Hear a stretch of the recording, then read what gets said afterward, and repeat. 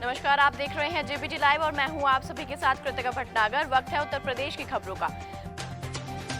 Money laundering मामले में ED ने माफिया डॉन मुख्तार अंसारी को प्रयागराज के जिला जज की अदालत में पेश किया। इसमें ईडी ने मुख्तार अंसारी की कस्टडी रिमांड के लिए याचिका दायर की, जिसके बाद ईडी को मुख्तार की 10 दिन की कस्टडी रिमांड भी मिल गई। आपको बता दें कि अब मुख्तार अंसारी 23 दिसंबर दोपहर 2 बजे तक ईडी की कस्टडी में रहेगा। इस दौरान उससे मनी लॉन्ड्रिंग मामले में पूछताछ भी होगी। इस मामले में मुख्तार के परिवार के कई लोगों से भी पूछताछ हो चुकी है। भारत जोड़ो यात्रा प्रयागराज से चलकर अमेठी पहुंची, जिसके बाद कांग्रेस नेता अजय राय की अगुवाई में ये यात्रा निकाली गई, जिसके काफी संख्या में कांग्रेस कार्यकर्ता भी शामिल हुए। यात्रा के दौरान ही कांग्रेस नेता अजय राय ने प्रदेश सरकार और केंद्र सरकार पर जमकर निशाना भी साधा। अजय राय ने कहा कि अगर नगर निकाय चुनाव को देखते हुए बीजेपी ने जीएसटी के छापों को रोक दिया है, लेकिन चुनाव के बाद इन छापों को फिर से शुरू कर दिया जाएगा और व्यापारियों को परेशान किया जाएगा। अमेठी पहुंचे सांसद स्मृति ईरानी के पति जुबीन ईरानी का बीजेपी कार्यकर्ताओं ने जोरदार स्वागत किया। इसके बाद जुबीन ईरानी ने कंबल और बीज वितरण कार्यक्रम में शिरकत की, जहां उन्होंने कई ग्राम सभाओं में कंबल बांटने के साथ साथ बीज भी बांटे। इस दौरान उनके साथ विधायक सुरेश पासी के साथ साथ जिला अध्यक्ष दुर्गेश त्रिपाठी भी मौजूद रहे। मुरादाबाद के कचहरी परिसर में बीजेपी के 2 दिग्गज नेताओं की लड़ाई सड़क पर आ गई, बल्कि जमीन विवाद को लेकर बीजेपी के दोनों नेता कोर्ट परिसर में ही आपस में भिड़ गए। यहां की गाली गलौज और धमकी देते हुए दोनों में जमकर हाथापाई भी हुई। वहीं कोर्ट परिसर में मारपीट की सूचना से पुलिस महकमे में हड़कंप मच गया, बल्कि मौके पर पहुंचकर पुलिस ने किसी तरह मामले को शांत करवाया। वहीं पुलिस ने दोनों नेताओं की शिकायत पर मामला दर्ज कर आगे की कार्यवाही शुरू कर दी है। इटावा के भरथरा इलाके में महज 20 रुपए के लिए एक शख्स की पिटाई कर दी गई। हैरानी की बात तो यह है कि इस पिटाई से परेशान होकर शख्स ने ट्रेन के आगे छलांग लगाकर खुदकुशी ही कर ली। ये पूरी घटना रेलवे ट्रैक के पास लगे सीसीटीवी कैमरे में कैद हो गई।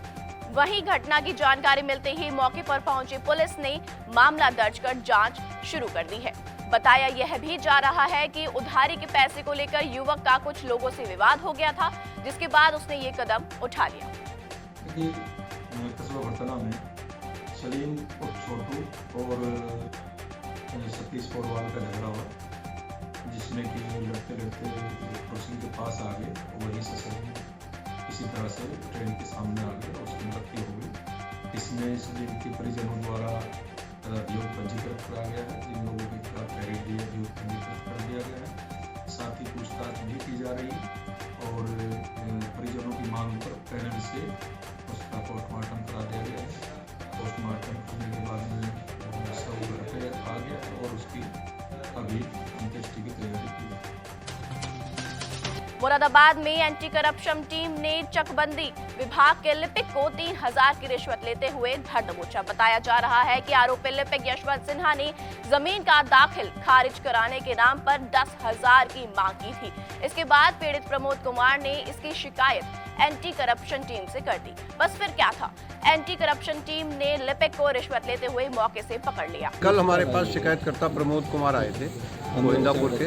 उन्होंने बताया कि उनके फादर ने जो है उनको जो है उपहार स्वरूप ज़मीन दी थी, तो उस ज़मीन का जो है दाखिल खारिज होना था। तो चकबंदी उसमें वहाँ उनकी पत्रावली थी।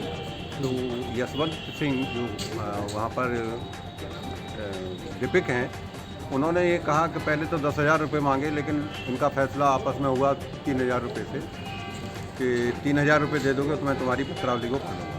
ये 12 तारीख की बात थी। तो कल हमारे पास आए थे, तो हमने जो है टीम गठित लखनऊ से की और आज जो है इनको 12 बजे चकबंदी अधिकारी जो कार्यालय है कचहरी में, वहाँ से 3,000 रुपये की रिश्वत लेते हुए रेड हैंड गिरफ्तार किया। आगरा में पुलिस ने मुठभेड़ के बाद इनामी बदमाश को गिरफ्तार कर लिया है। बताया जा रहा है कि ये अपराधी कई मामले में फरार चल रहा था, बल्कि पुलिस इस पर कुर्की की भी कार्यवाही कर चुकी है।